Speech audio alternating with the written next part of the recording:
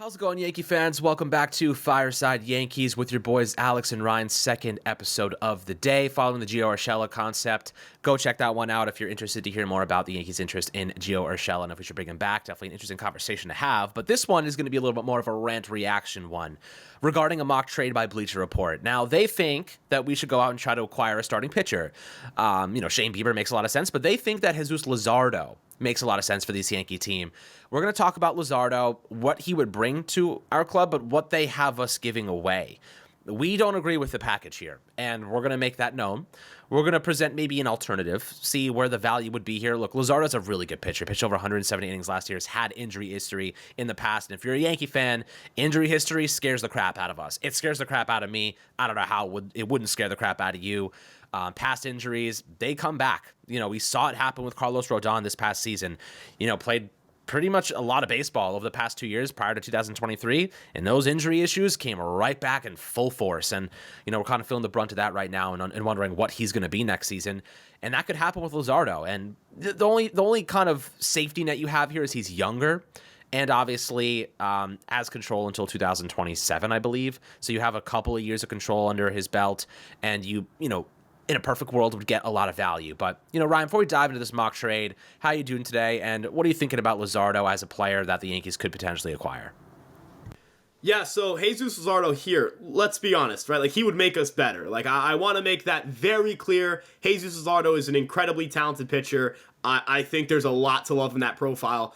But the big thing is the injury risk, right? The guy has never tossed 180 innings in his career, and he did take a big leap in innings, and this was the year with the first year with the pitch clock. Pitch clock is shortening a little bit next year, so that's, something to consider.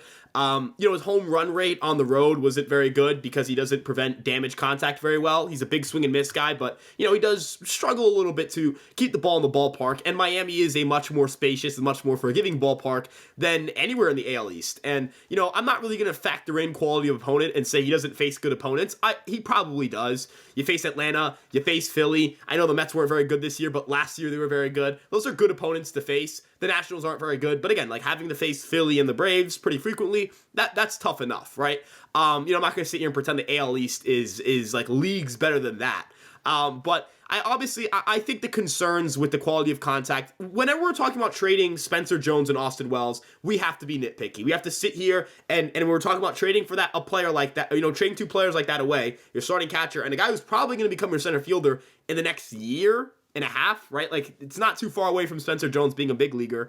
You have to, you have to be really careful with what you're trading them for. You don't want to get burnt on a deal like that. And I'm not sitting here and saying Jesus Luzardo is not good. I'm not sitting here and saying Jesus Luzardo does not make the Yankees better. He does. But does he make them better enough to justify trading those two players? And could you get a player that matches what the Yankees need a little bit more? Potentially, right? Like, I think the Yankees could maybe try to get him to throw more sliders instead of more fastballs, because his fastball, it did do like a pretty good job of, on paper, it did a good job in terms of results. It had a 16 run value, but in terms of expected results, like it got hit pretty hard. It doesn't give up. It doesn't get a bunch of whiffs. I'm a little bit concerned about that pitch. Like, I don't think it's a pitch you should be using 46% of the time.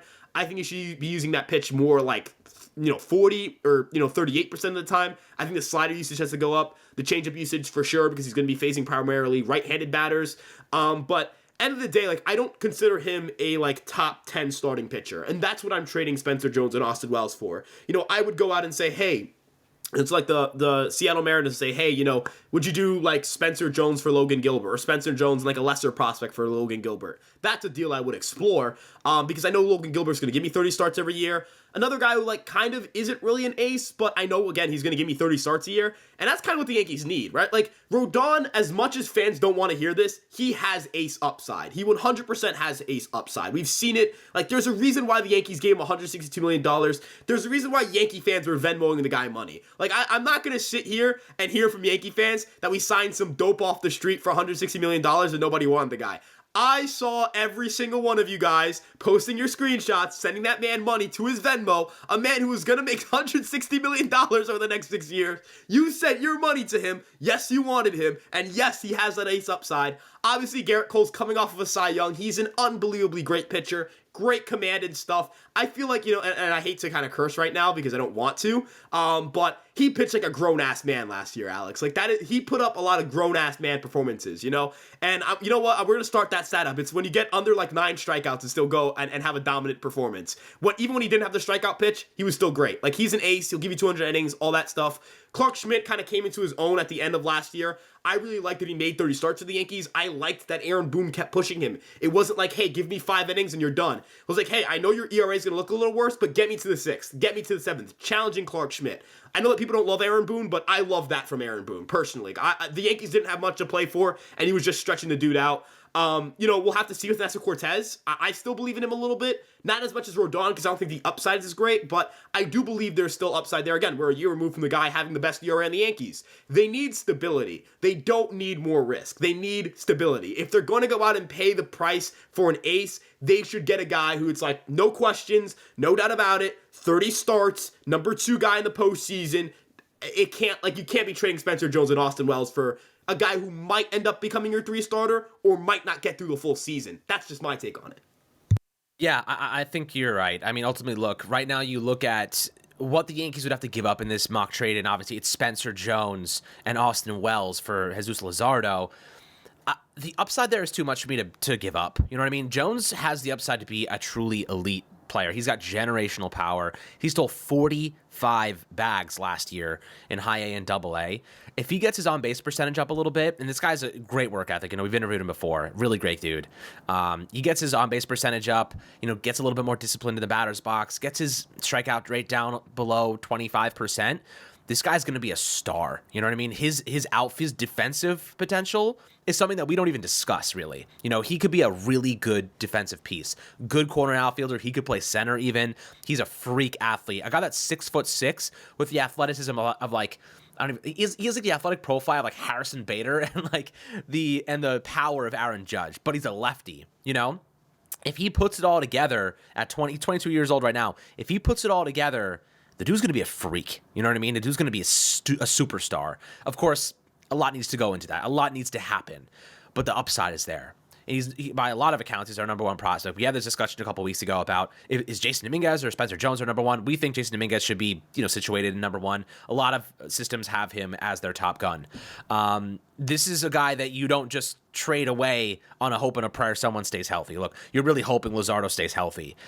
He could be one of those guys that we trade and gets injured. Now you're like, damn it. We just lost a really great prospect. But it's not even just Spencer Jones. You're talking about your starting catcher for 2024 in Austin Wells.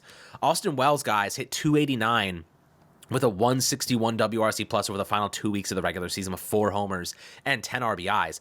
If you have a catcher with 100 WRC plus and good defense, you don't let that catcher go. Those are really hard to find. You look at like JT Realmuto, you look at some of those better catchers, like the high upside, the guys that are like really good offensively oftentimes have terrible defense and vice versa. Looking at guys that have really good defense and somewhat questionable offense. Jose Trevino is a perfect example of that.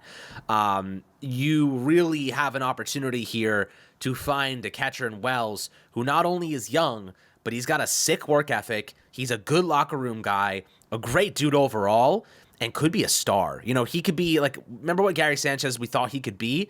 Wells could be that as a lefty and a better defensive player. We saw how good he was defensively at the end of the season. He was blocking pass, I guess balls that would have been pass balls. He was framing well. He threw out, I think the first guy that tried to steal on him, he threw out, and then his offense started to click. He's traditionally in the minor league system at a double-digit walk rate every single year. He's going to get more comfortable. That lefty bat in Yankee Stadium, you're talking about a guy that could hit 15-plus homers a year. I really like Austin Wells. This is a guy that could have an impact as an MLB player immediately. And then Spencer Jones, who's 1 year away from probably making his debut.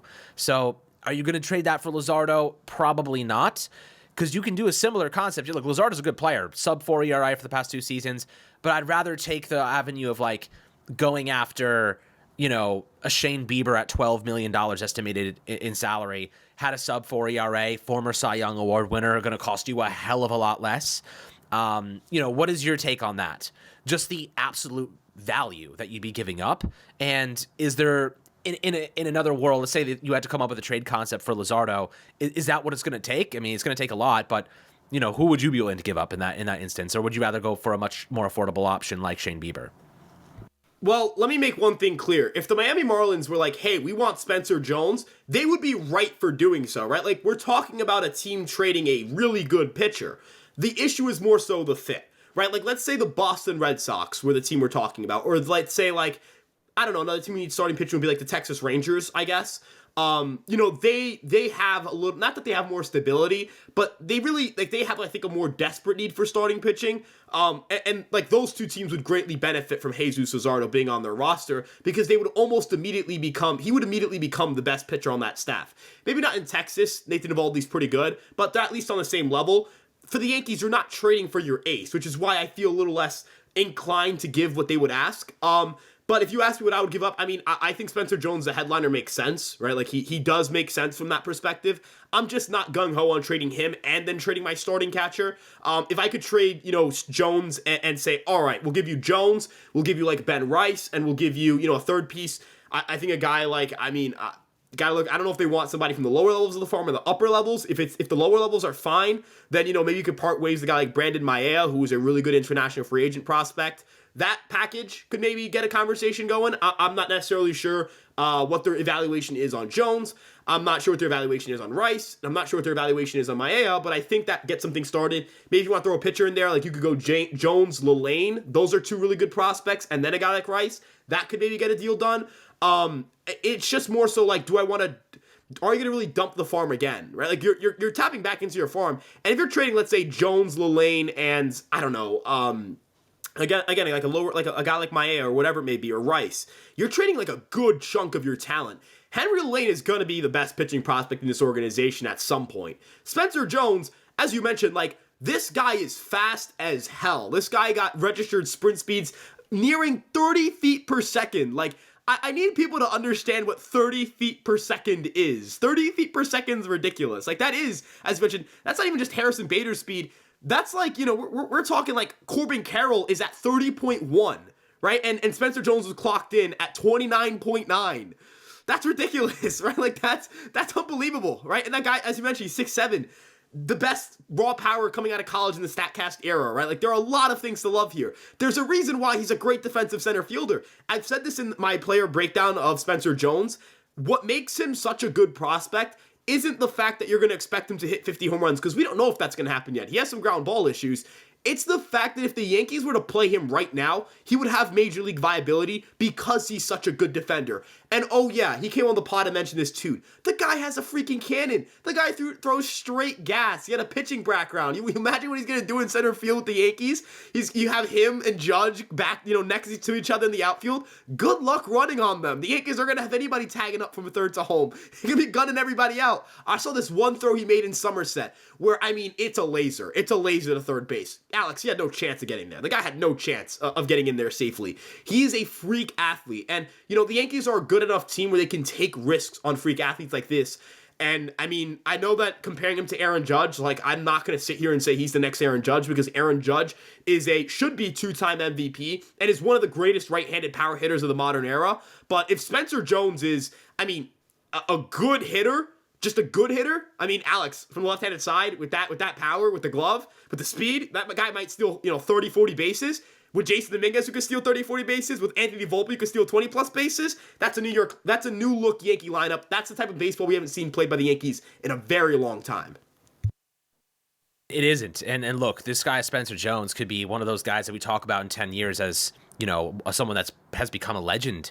Again, that's very optimistic, very, very optimistic, but he's got that level of elite upside. Similar to Aaron Judge when he was coming through our system, you look at his numbers in minor league, they were inconsistent, but he started to put it all together. His swing started to form. I'd actually argue that right now, Spencer Jones has better fundamentals than Judge did when he was first climbing through the system. You watch his swing, you watch Judge's swing develop over time. And by the way, Ryan, I don't know if you know this, Jones is working with Aaron Judge's hitting coach. So we love that.